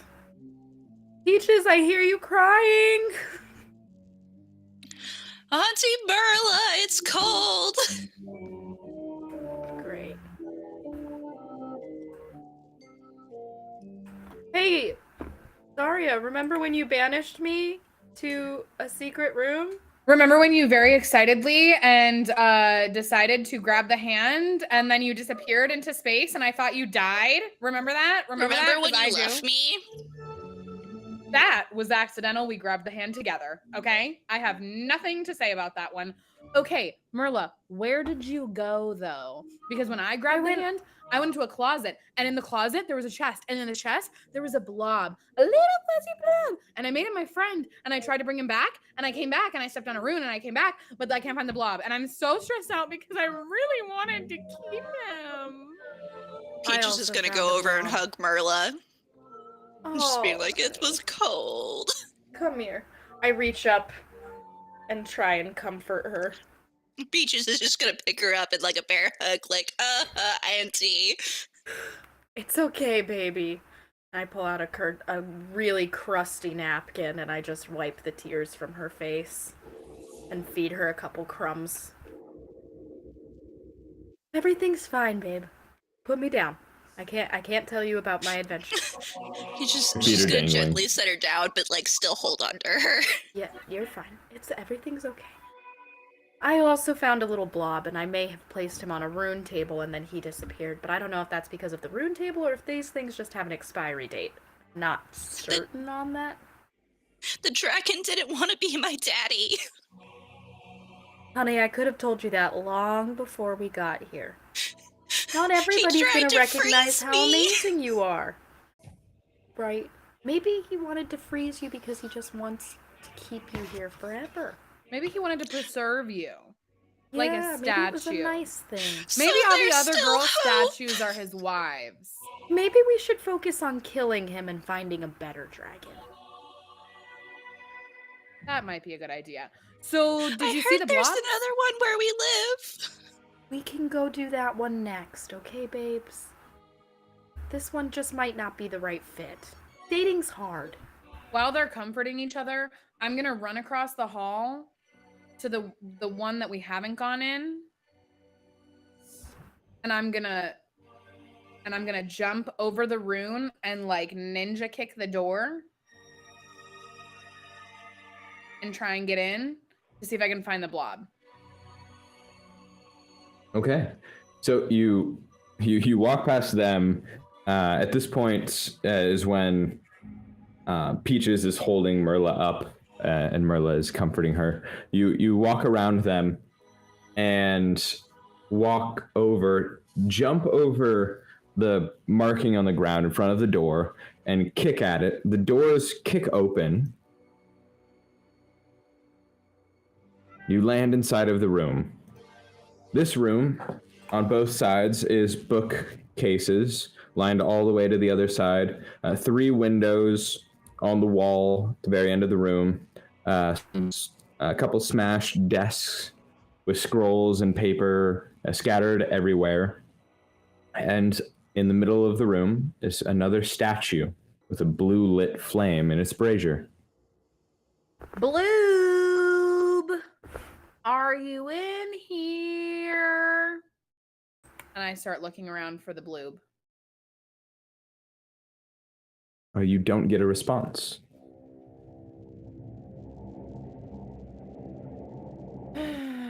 The bloob's gone. Guys, I can't find the bloobs. Well, I know how we can get to the 3rd floor without having to go up the stairs. Yeah, touch the hand. Mm-hmm. Except that I think that only works for one person. I think. Valid. And then break down doors. All right, well, I want to find the bloobs, so just keep your eyes peeled. As you look out the window and you're talking, you say, keep your eyes peeled, and you exasperate, and you see your breath. Run. Time to go. We sprint. We're sprinting. We're sprinting for the stairs. Bye-bye. Fast. Upstairs. Sprinting. Bye. Sprinting fast. Nope. Running. Out. We're running. I run, and I grabbing them, and we're running. Sprinting. All right. So the 3 of you just, you yell for them, and you all 3 start sprinting toward the stairs? Yes. Yeah. Yes. Okay. The 3 of you run over to the stairs. The door is closed. Peaches is gonna break that door. I bang on the door. Captain! Peaches does not care. Captain! Peaches rushes through and just shoulder shoulders the door and it opens. Wow, helpful, Captain. Really helpful. We need to go now. Upstairs, upstairs, upstairs. Run, run, run, run, run. What's the run? Oh, Run, okay. run now. What do you think is going to be better about upstairs? We're going closer to the dragon, not further away. You don't know that. Run. As you're moving through this small doorway, yelling at each other, Peaches, you go in first and you're looking back. As Arya comes through the door, Merla begins to follow, and you look past Merla and you see just the snout of the dragon begin peering through that wall again. Close the door. No, Close the door. no, Close the door. time to Close the go. door. Close the door. Close the door. There's something You behind go to close the door. Merla rushes in. You go to close the door, and through the splits in the door, you can see the dragon's face begin coming through the wall. Up the stairs. Up the stairs. Up the stairs. Run up the It stairs. lets run out up the a stairs. roar and begins to quickly turn as its body enters into the room. Up the stairs. Up the stairs. Up the stairs. We're running up the stairs. We're running up the stairs. We're running up the Up the stairs. stairs. I grab All of us Merla. Up the stairs. I grab Merla. Oh no. And I pick up under her armpits and I'm sprinting up the stairs. Okay. You grab Merla, and you and Peaches run up the stairs. You hear behind you the captain yelling, "Hurry, go!" We're running. We're running. We're running. We're running. You Running, run running, up the running. stairs, and you look down kind of through the middle of the stairs, and you see the captain turn around toward the door and brace. The dragon bursts through the door, and its mouth opens and grabs the captain. No, not the Captain. captain. Baggy boy. You're all paused on the stairs just before going up to the third floor, as you see the captain get dragged out of the room through the door. I thought he couldn't The go out of the door's stairwell. still. The DM door really trying to make us still- cry out here. The door's still closed. It went through the door and wall, grabbed the captain, and pulled him through it. I'm just gonna scream, "Don't worry, Captain, we'll come back for you!" And then I'm gonna run through the door. How is it grabbing a ghost? Because it is also a ghost. Bro, is that one of the rules of ghost things? That's brand Yes, new ghosts can touch information. other ghosts. I mean, the captain shook my hand, so Everything touch is a things. lie. we're going through the door. We're going through Yeah. the door. I Yeah. have Merla. We're going through the door. Yeah. We'll come I'm back for allowing you, myself to be Captain. And out. Up and out. Bye. Gotta go. All right, so you begin running up the stairs, up to the third floor. Merla, you're familiar with this. The door to the stairwell in this area is broken. You get onto the floor, and you turn around, and through the stairs, this dragon starts moving up. Up. We need to keep going up. Up. Up. Up. Up. Up. No, up, I up. feel like the third floor was a good place to be because it blocked my psychic whisper, so maybe it's like magic safe? Okay, But fair enough. the then I ghost follow couldn't go to Merla. the fourth floor. Okay, fine, yeah, go to the fourth. Up, up, up, up. Fourth floor. Up. Fuck the third floor. Up. Sorry. You begin to move toward you go up the stairs going to the fourth floor.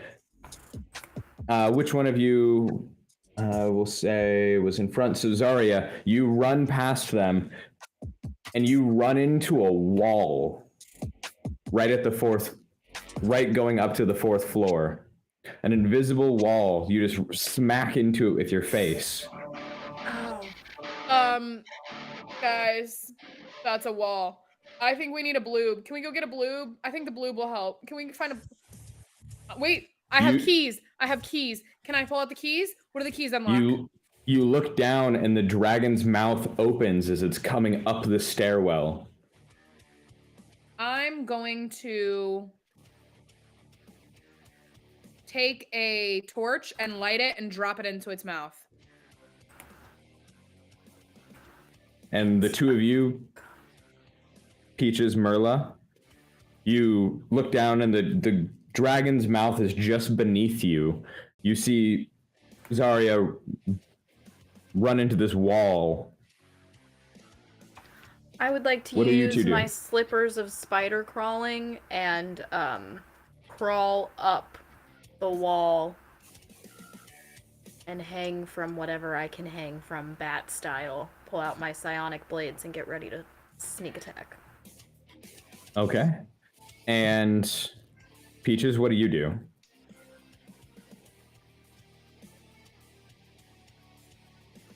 Peaches, do you do anything in this moment?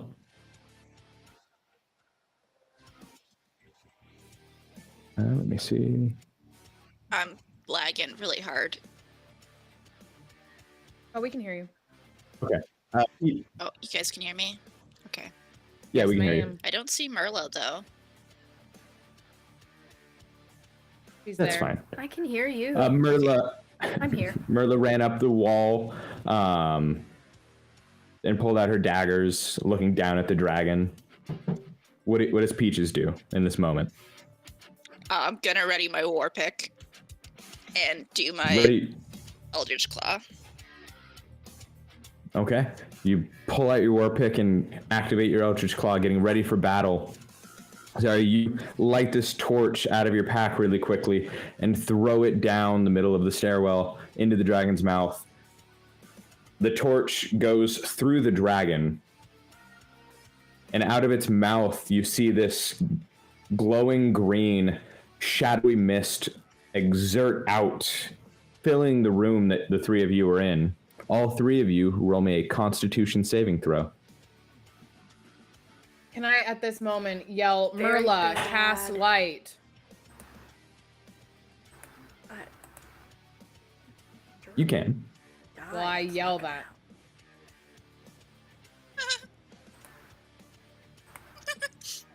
Oh, frick. Peaches, you take... So, Peaches and Merla, you take 40 points of cold damage. Oh, that's so bad. And Zarya, you take 20 cold damage. Merla, you see this dragon's mouth beneath you as its razor sharp teeth at the beginning, and then you look down its mouth and it almost looks like there's demons coming out from its throat as you're just staring into this abyss. You kind of fall back to the wall. Peaches, Merla, cast light! the cold overtakes you a bit, and you look down, and your legs are freezing over, becoming ice. And you start reaching at it, and you can't stop it as the frost keeps raising through you. Zarya, you're watching them freak out in this moment. What do you do?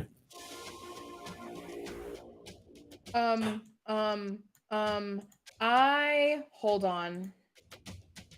I'm gonna do...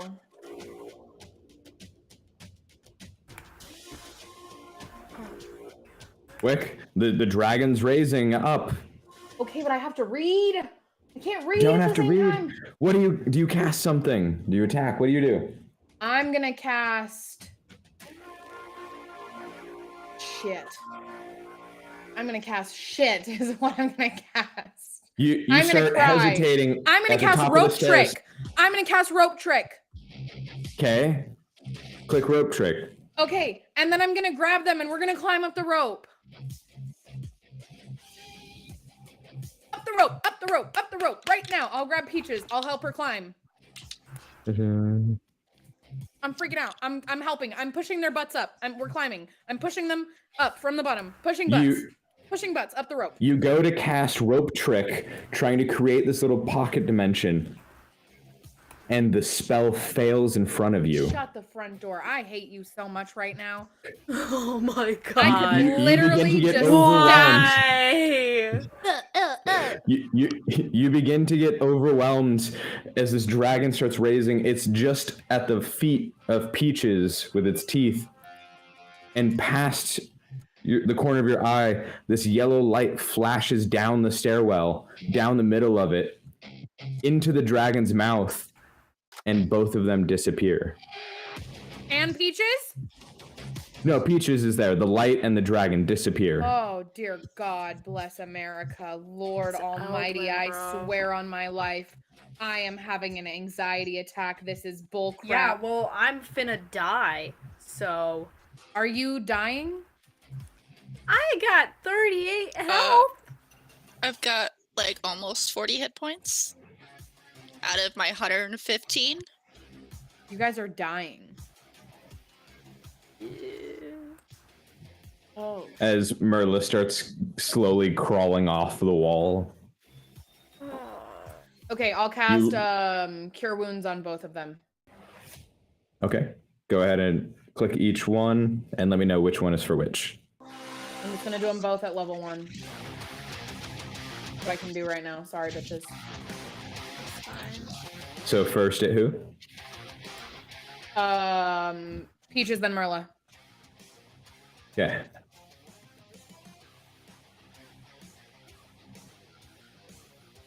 Hey, you touch them a little bit with a glow of your hand. You heal some of their wounds. The three of you are standing in this stairwell. You've come down to the bottom at the 3rd floor. Everything is quiet beneath you. You look out at this broken down door in front of you, and you look up at the stairs. Zarya, you know if you try and go up the stairs, you run into some sort of barrier. Merla, you're familiar with the layout of the 3rd floor. What do the three of you do? Let's go into the 3rd floor so that we don't die. And we'll figure it out. Might die anyway.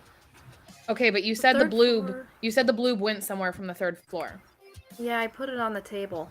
So realistically, there's gotta be transport from the 3rd floor, and maybe that gets us to the 4th Well, I floor. put myself on the table. I and got that left didn't work. behind when you teleported, so maybe the bloob got left behind. Idea. Okay. I'm gonna cast Locate Object for the sword. You've I never can do held my- the sword. You've only seen pictures of it. I mean, it So- says describe or name an object that is familiar Mhm. to you. If the object, wait, Familiar. the spell can locate a specific object known to you Mhm. as long as you have seen it up close, at least once. You haven't seen the sword. You've only seen pictures. Drawn. So that doesn't work. No. And I can't use my Wait. magic awareness either because it's not within 60 feet, and it's probably behind total cover. Are there any items that my brother keeps on his person that I would have seen that he would have, theoretically? A compass, a dagger, something like that. Yes, he wears a necklace of a gold leaf that you gifted him as a child. I'm gonna locate object on that bad boy. Yes, baby. Oop. You think That's for a moment. great.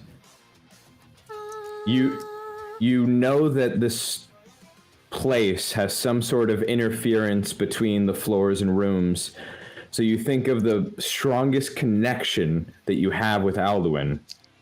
You think of the necklace you gifted him as a child, and you think heavy about it. You feel the connection as you look up. A small dot kind of in your vision appears above you on the next floor. He's up, y'all. We just need to find a way to get to the 4th floor. Well, I'm feeling much better about the fact that I forgot stairs existed for a while because stairs don't work in this instance. So, other ideas? What if we climb out the window and we crawl up the building? We might There's freeze some to death. Weird space situation. I mean, I do have rope. I also Can we have rope. can we search the rooms for anything that might protect us from cold? We can certainly try. You think about the rooms that you've entered in. You have only found some like scraps of cloth, drapes to the windows, And a but rug. that's about it that you've seen so far. And yeah, rugs.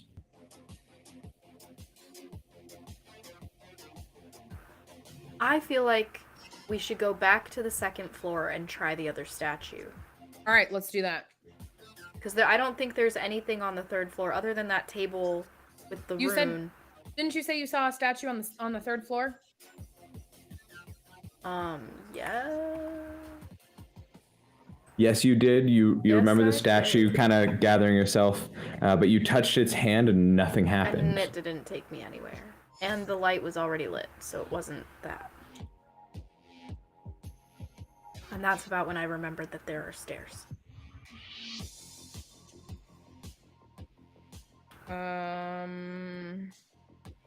Okay, so I guess we go try the second floor, but I mean, what if we can only get one person through? Then that one person will die. We can look at the wall. It's an invisible wall. We'd investigate the invisible wall. Yeah, sure, Force that. field. Okay, so you take a moment and kind of walk up to the wall at the end of the stairs. Can I cast... Okay, hold on. Really quick question. You probably won't answer it because you never answer my questions because you want me to die, but that's beside the point. If I cast Pass Without Trace, does that count for ghost dragons? Of course you don't know. Wow, that was so helpful. Thank you. I love that for me. You have to try it and see if it works or not. I'm going to cry if I just cast a bunch of spells that don't work. I will just simply shoot myself and we won't have this problem anymore. Well, that seems in game. In game. In game.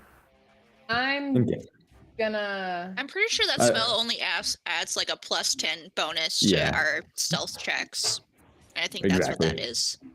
Well, I it makes you stealthier. Plus anything but bonus. Yeah. Doesn't guarantee that we're stealthy. You're curious about the wall. You walk up and investigate this invisible barrier. Up to the stairs, just between the connection of the third floor and the fourth floor, this invisible barrier goes, and it goes in a straight line. You kind of move around with it, and then it goes along the wall and comes to an end with a sharp corner. You kind of feel around, and you walk on the wall with your spider climb slippers and kind of feel around it. It's a perfect cube that's created a barrier in the staircase. Perfect cube.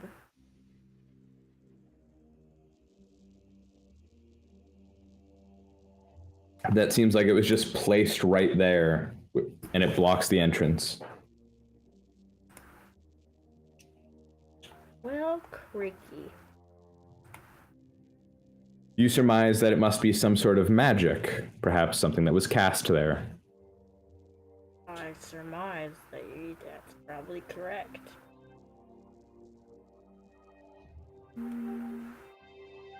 The three of you standing in the staircase, not knowing when the dragon will appear next. Okay. I don't have any sort of magic that's any help for this. I can try and sneak past it, but that's not going to do very much. This would be a great time to know a necromancer. Yeah, it would. There's very few of those. I know. But it would be that useful. one guy out in the swamp. I'm gonna try and stab the wall with my dragon slaying axe. You swing at the wall with your dragon slaying axe, just the stone wall? No, the whatever I hit with my face. Okay. You smash into the cube. Roll me an attack. Sure will, dog. Sure will. Boop.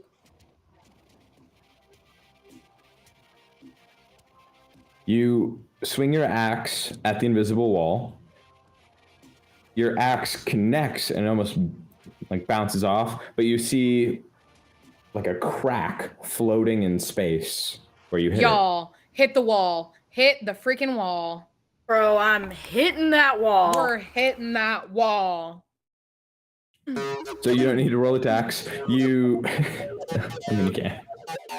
You all start just going to town on this invisible barrier, each hit creating a spiderweb of cracks across it, until the last one, you hear what sounds like a shatter, but all the cracks in the air just disappear.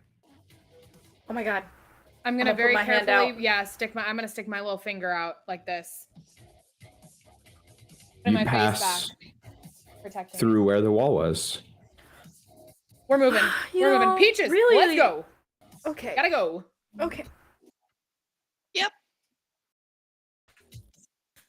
Yep. It sounded great. So the three of you begin running up the stairs. I'm gonna kick the door down. At this point, I am amped. I'm gonna run up and I'm gonna ninja kick, drop kick, jump into the air, slide, kick the door down. Full scale. Bloom stalker. Run up the stairs and as you do, Zarya, you just leap forward with this kick. A door right in the wall. You just assumed it would be there. You crack the door in half.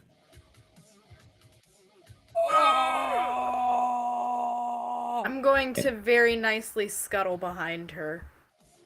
Just You scuttle behind, and then, Zarya, as you land and yell, your breath comes out. I'm gonna yell, Eldwin! Really loud.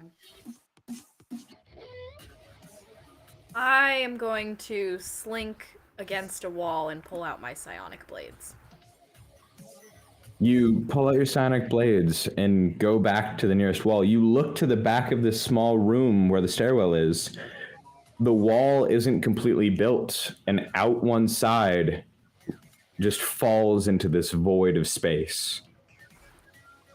Over the space thing. I don't do aliens. I hate aliens. I hate aliens.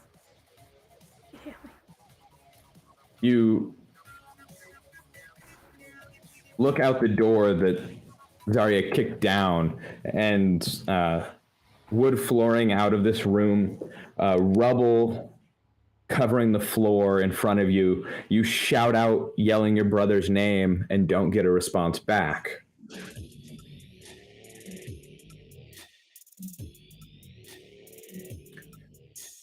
You take a moment, and each of you breathing can see your breath as the room you're in begins to get colder.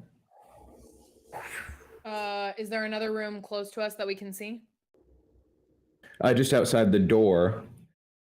And sorry, as you walk toward this door, Merle, you kind of come off the wall, peering at this void of space.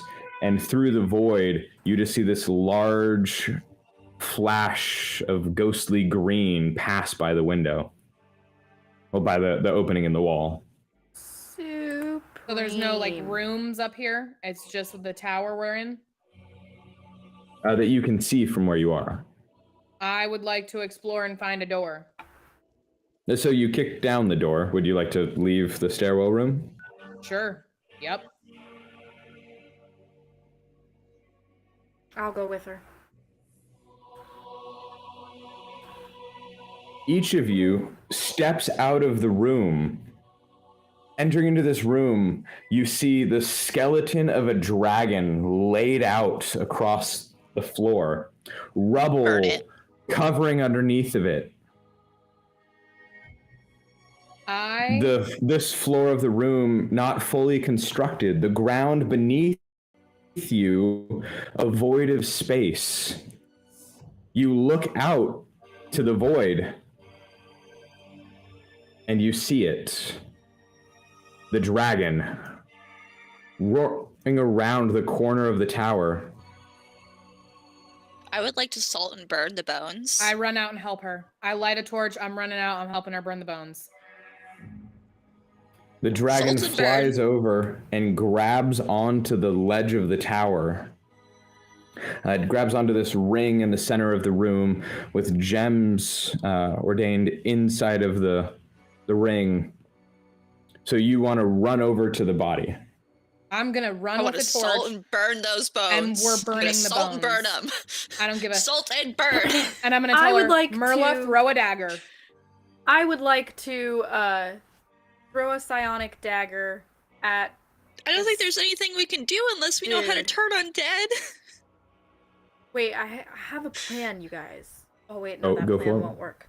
No, go for it, Marla. Go for it.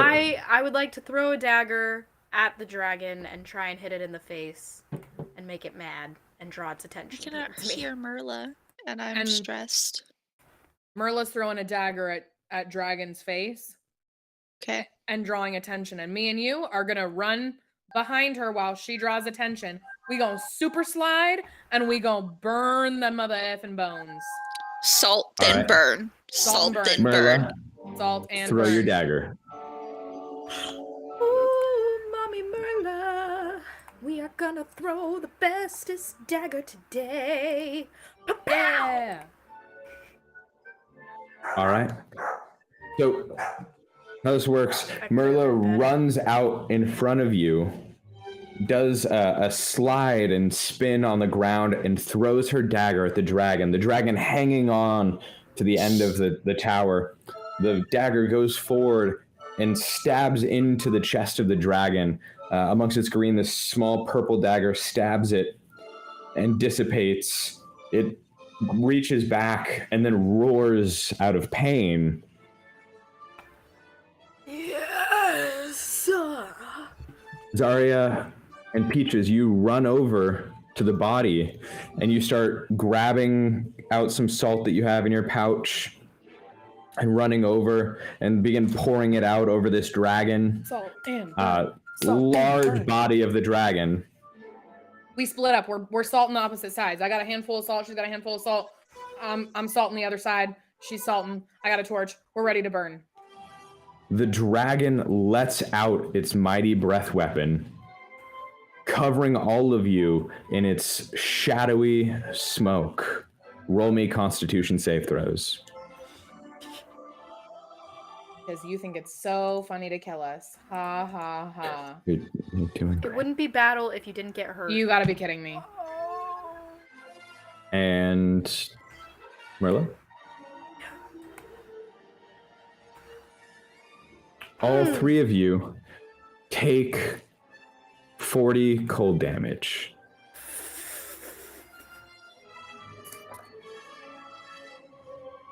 I despise you.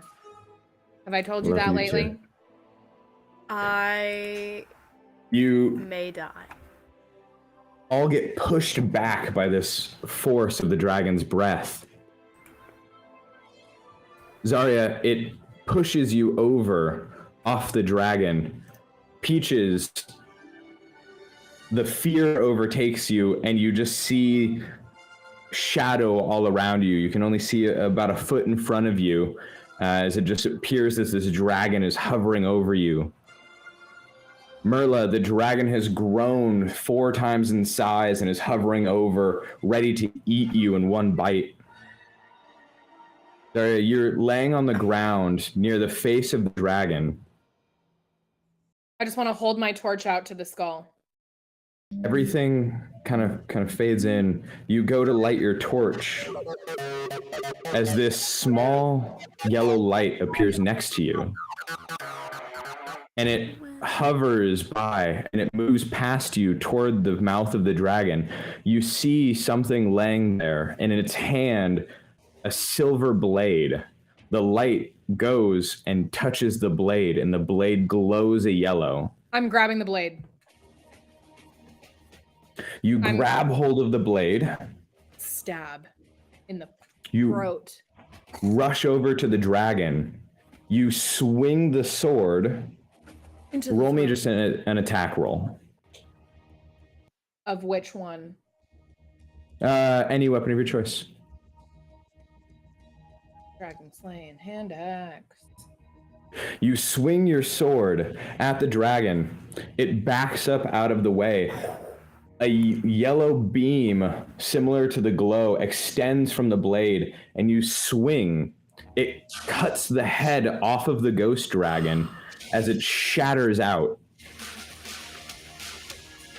What? It falls back into the storm. Both of you, the images in front of you disappear, and you're back in the room. Zarya, you look down at by your feet where you attacked the dragon, and you see the body of Alduin at the mouth of the dragon. You look out into the space, the abyss in front of you, and the storm around begins to rage further. The tower begins to shake, and you can see it begin to crumble by your feet. The three of you standing on the top floor. I grab her and I say, we got what we came for, we need to leave. Wait, so you're telling me Eldwin's skeleton is right there?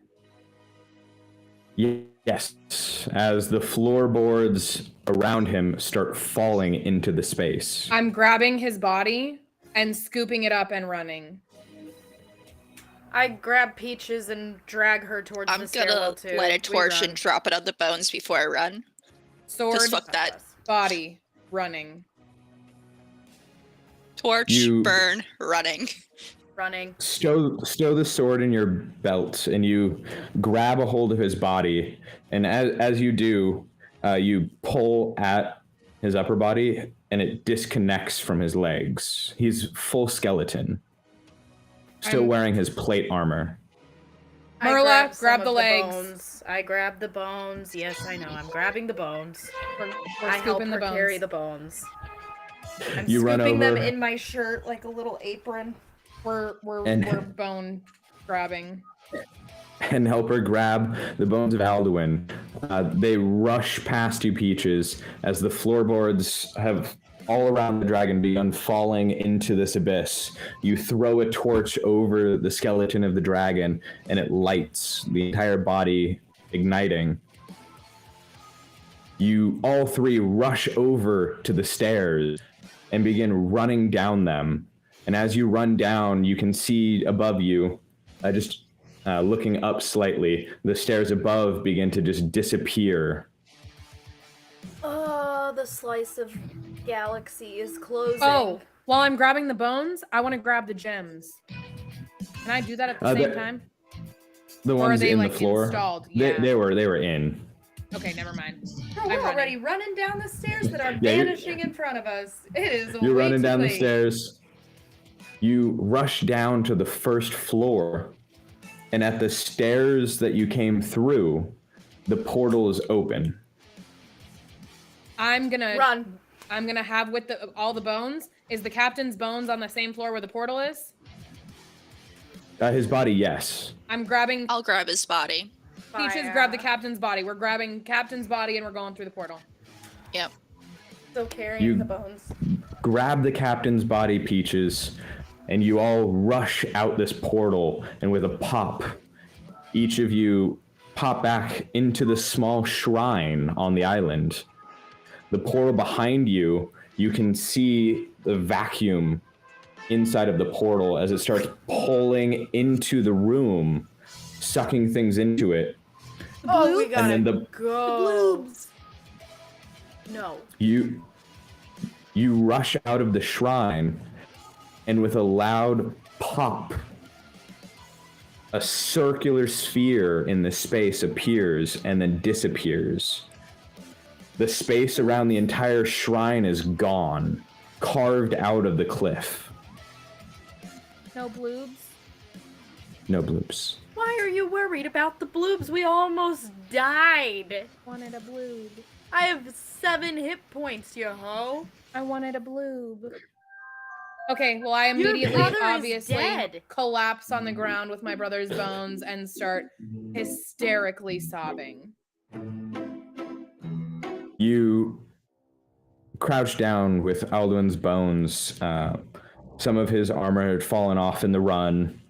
You look down at his chest and you see the small gold leaf necklace hung around him. You feel a hum on the sword you stashed on your belts. You pull it out, and that light yellow glow on it begins to fade. But as it fades, runes and lettering appear on the face of the blade, and it spells out in Elven, Alduin.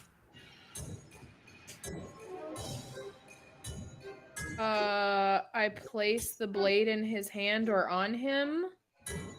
I don't know. I'm crying. The two of you standing over Zarya. Peaches, you're kind of cradling the captain's body. I'm just gonna drop the captain's bones and start go dig a grave. You just drop the captain's bones on the ground and move over, and with your claws begin clawing out the dirt. Merla, you're standing. I kneel next to Zarya while she's hysterically crying. I'm trying to place the sword like in his hand, on his chest, anywhere on his body to make him not dead.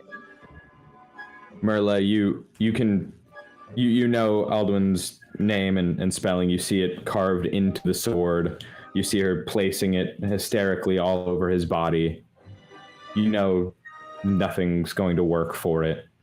How long has he been dead for? You don't know. Okay, I want to cast Revivify.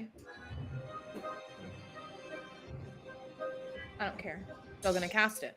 That's what I would do. I would have cast it. You trying to use Revivify, you reach out toward Alduin, but get nothing in return. The time between then and now has been too long.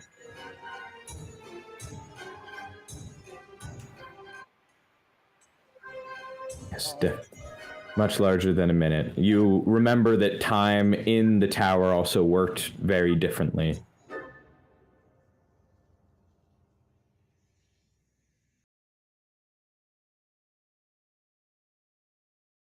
I take the necklace off of him and put it on, and then just lay down, cradling his little skeleton, crying hysterically. You lay down next to Alduin's body. Peaches, you finish digging a hole large enough to bury all of the bones. Merla, you're standing over Arya, comforting her. I grab the sword while she's cradling her dead brother's skeleton, and I take a couple steps back and I set it on my lap. And I'm just gonna sit and contemplate the sword, and I'm going to see if there's anything I can glean from its spirit, because I feel like what's about to happen is it needs to bond with Zarya. So I'm just gonna talk with the sword for a minute, and I'm just gonna get a feel and tell it I'm sorry that its master died and that it has a new master now and that her name is Zarya, and she's a little bit entitled, but she's mostly very nice, and she's been learning really well, and she has the best intentions. And so I'm just gonna sit a couple steps away from her while she cries. So you touch the sword, touch the handle of the sword, and give these thoughts out. You go to back away from the sword, and Zarya, you reach out and grab it after her, both your hands on the sword. You're looking at both of your hands on the hilt of the sword, and then a light yellow glow hovers over your hand, and it extends out. And you look next to Zarya, and in a light yellow glow appears to be Alduin, fully embodied in this yellow glow, as he's standing over Zarya's shoulder, looking over at her. And the handle of the sword gets warm, and he just smiles at you, and then fades away. Oh, I'm about to cry. I just continue to sob, and then I grab the sword and, hold it, hoping for something to happen. You hold the sword and you create a bond with it. you've attuned to the sword, and when you under your hand, the sword feels warm. I just hold it to my chest, crying like a baby. No bloobs, no brother, and I am depressed. You take your time. You bury both the captain and your brother's bones as you watch as the small phoenix flies above the island, finally comes down and lands next to you all. You take your sword, and you can feel your brother's presence around you, telling you to be strong, as you always are. And the three of you walk down the island back to your ship. And that is the end of a hunt for an Elven Blade.